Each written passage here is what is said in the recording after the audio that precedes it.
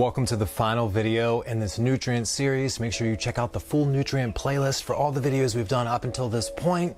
Also, don't forget to download the guide that goes along with all these videos. It's free. You can download it right here or the link in the description box, or just jump over to humblegrowthhydroponics.com. Looking at leaf chlorosis as a whole to identify what's going on in your plant isn't a great place to start. In this video, I'm going to break down these subtle nuances, these things that you can look for. We're going to discuss nitrogen in particular, these other nutrients that'll block out nitrogen, how to really work through the system of understanding leaf chlorosis beyond just looking at the leaf and saying that's turning yellow. To give you an example, I followed this one image of this leaf with leaf chlorosis to being identified as 3 completely different nutrient deficiencies. It says it's a calcium deficiency here it says it's a nitrogen deficiency, and here it says it's an iron deficiency.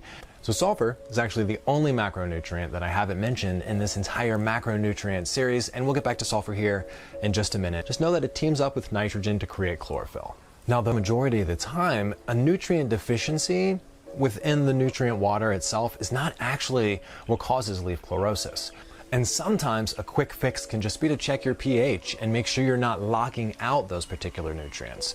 If you're wondering what I'm talking about with that, then check out this video all about pH and nutrient lockout, because your pH is responsible for giving your plants the nutrients that it needs at these particular times. So your nutrient reservoir could be full of all the nutrients the plant needs. You can have your EC could be just perfect, but the plant can't access any of those if the pH is off. So I always encourage people when they start seeing leaf chlorosis, the yellowing of the leaf, to go ahead and check your pH first. When you start to see any signs of anything weird happening, check your pH first, because your pH opens the doors for the other nutrients. So the reason that I want to hover around nitrogen as the main focal point for leaf chlorosis right now is because a lot of other nutrients can lock out the plant's ability to take in nitrogen and use it the way that it needs to. And so a lot of other nutrient deficiencies can identify as a nitrogen deficiency. The first culprit there is calcium. And it's actually not calcium deficiency that locks out nitrogen, it's calcium toxicity.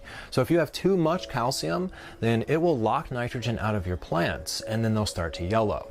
Now, one subtle difference between regular nitrogen lockout and nitrogen lockout due to calcium toxicity is that the tips of your leaves, the very tips and the edges of your leaf, before the discoloration happens, will start to turn brown. Another good indicator is that when you have a nitrogen deficiency overall, the older leaves tend to get hit first, and then the newer growth will eventually experience chlorosis as well.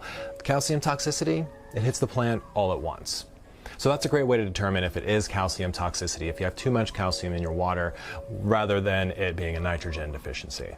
Now, staying with calcium here, when you don't have enough calcium, when you do experience a calcium deficiency, it does create yellowing of the leaves, but it's much more easy to identify. However, a calcium deficiency also looks a lot like a manganese deficiency. They both start to create these little spots on your leaf in between the vein.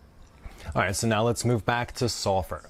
Sulfur is a very important macronutrient, not only as a powerhouse for enzymatic functioning in your plants, it kind of helps to regulate things. It also, like I said before, is a building block for the amino acid in the leaf known as chlorophyll. And because it teams up with nitrogen to create the amino acids, whenever you have a deficiency in one, it's going to look like a deficiency in the other. The only way that I've been able to tell the difference between a sulfur deficiency and a nitrogen deficiency is that a sulfur deficiency will show up in newer growth first, before it shows up in the older leaves, as where a nitrogen deficiency is the other way around. That's one thing you need to keep your eye on, is how old the leaves are that are starting to turn yellow and experience this chlorosis, and that's a good indicating factor of what you're going to need to do with your nutrients.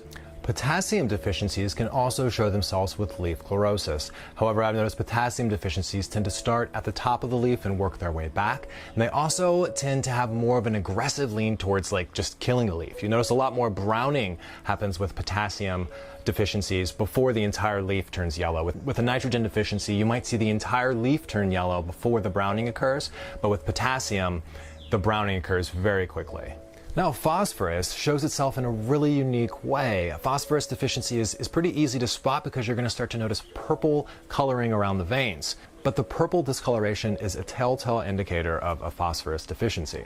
In one way or another, a lack in any of your macronutrients could create leaf chlorosis. It's just up to you to see these little identifying factors and know which nutrient could be potentially causing that, which is really tough sometimes. It's hard for me to just sit here and tell you what's causing your plant to look the way it's looking, because one nutrient could be blocking out the other one. Your pH could be off, and that could actually be blocking out your nutrients. There are a lot of variables that you need to take into consideration when you're actually trying to diagnose your plant. So let me run you through a checklist of what you should do if you start to notice leaf chlorosis. This way you can keep an eye on things and sort of help to limit it down and be a detective of your plant's nutrient deficiency or toxicity. The first thing I do, of course, is check my pH. Make sure my pH is set right so that my nutrients can actually be received by the plant and absorbed. Secondly, I'll look at the type of discoloration that's happening. Is it spotty discoloration starting from in between the veins going outwards? That'll help me to determine whether or not this is manganese or calcium deficiency. Or is this something that's starting from the edge of the leaf and the whole entire leaf is just turning yellow? If the whole entire leaf is turning yellow and nothing's really happening around the edges, then it's possibly just the nitrogen deficiency. But if we're seeing browning around the edges and it's turning yellow, then there's a good chance then that's calcium toxicity. Then just remember that your nutrients that you're using likely already contain calcium and magnesium, so I would start with a smaller amount because you can easily cross the threshold to calcium toxicity, and then you'll start to notice other things begin to happen. If it is nitrogen, then that's a really easy fix. You can just use your grow formula or your macronutrients and add more nitrogen that way. But like I said, very rarely is it actually just a nitrogen deficiency. Even before I added more nitrogen to my garden, I would still look towards the possibility of sulfur or calcium toxicity before just adding more nitrogen, because a nitrogen overload can also make really strange things happen to your plants, and particularly with your flavor. So if your NPK nutrients are off, your nitrogen, your potassium, and your phosphorus, that's a really easy fix because those are available in large quantities in your hydroponic nutrient blends. So all you would really have to do is just add more or do a complete swap out of your garden's nutrients altogether, because there is a good chance, we never know, first off, what our plant has taken in and what it's left behind. So there is a good chance that what we're reading on our EC meter is a lot of leftover nutrients, depending on how well we're catering to our plant's needs throughout the growth stage. This is why I prefer to use a 3-part nutrient solution, so that we can give the plant the exact nutrients that it needs throughout its entire growth cycle, rather than just dumping a bunch of nutrients in there and hoping for the best. Because as the plant grows, it knows what it needs and it absorbs those nutrients out of the water, leaving behind what it doesn't need. So when you read your EC, then what you're actually reading is a bunch of nutrients that don't really matter because your plant's not using them anyway. So if you want to have the most beneficial nutrients in your garden, then use something like a 3, 4, even a 2-part nutrient solution would be better than just kind of pouring all your nutrients in there and hoping for the best. For more information on nutrients, and particularly indoor hydroponic gardening, you're going to want to check out the School of Hydroponics. I put together a 5-module, huge course on everything that I know about building, setting up, maintaining, and running your indoor hydroponic garden. So a lot of you have already gone through that, and I'm so happy to see your results. And a lot of you have gone from becoming student to master to teacher now, and that's such a cool transition to see, and I love seeing everything you're growing. So keep sending me your pictures, keep growing, and don't forget to check out humblegrowthhydroponics.com. Let's grow together.